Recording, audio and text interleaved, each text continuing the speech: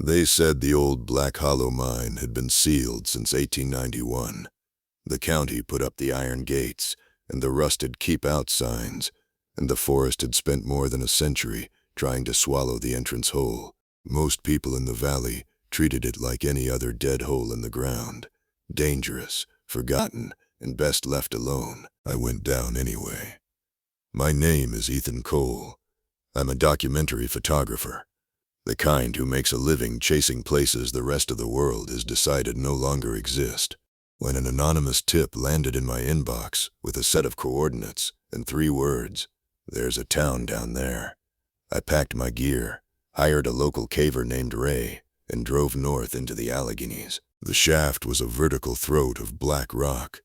We rappelled in stages, the humid summer air of the forest floor giving way to something colder and older with every drop. By the time our boots hit the first solid ledge, the silence had become a physical thing. No birds, no wind, just the soft drip of water somewhere far below and the sound of our own breathing. Ray's headlamp swept across a set of heavy iron doors set into the limestone. Someone had welded them shut a long time ago, but the years had been kinder to the metal than to the rock. We cut through. The air that sighed out at us smelled of damp stone, old coal smoke, and something faintly sweet, like dried flowers left too long in a closed drawer. We stepped through. The flashlight beam found cobblestones first, real ones, worn smooth by feet that had not walked them in more than 100 years. Then the beam climbed higher and found the storefronts. They stood in a perfect row along both sides of a narrow street that curved gently into the dark. Hand-painted glass signs still clung to the windows. Hargrove and Sons, Fine Dry Goods, Mrs. Ellison's Millinery, the Black Hollow Mercantile. Behind the glass, merchandise waited, as if the shopkeepers had only stepped into the back room.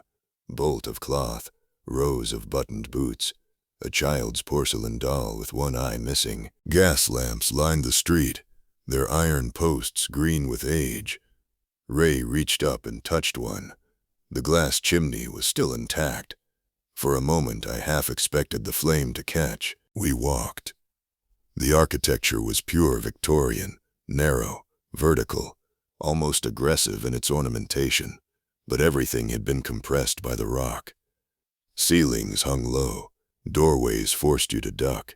It was as if the town had been built by people who already understood they would never see the sky again, and had decided to make their cage as beautiful as possible. We found the houses farther in. One door stood open. Inside, a small parlor waited under a skin of dust. A table was still set for supper. 4 plates, 4 cups, a tarnished silver spoon resting across the rim of a bowl. A rocking chair faced the cold hearth. On the mantel sat a clock with no hands. Ray's light caught a leather-bound journal on the side table. The last entry was dated October 3rd, 1891. The air grows thinner each week. The children no longer ask when we will go up. They have stopped asking about the sun. God forgive us for what we have chosen. We did not take the journal. Some things should stay where they were left. Deeper still, the street opened into a vast chamber where the real work of the town had been done. Great iron bellows and ventilation engines stood frozen mid-stroke. Pipes snaked across the ceiling like the roots of some enormous buried tree. The machines had kept the air moving once.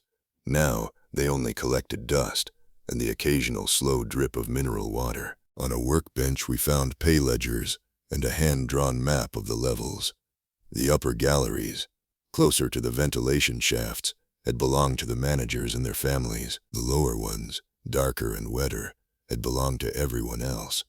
The hierarchy had been carved into the stone itself. We never found a single skeleton. That was the part that stayed with me.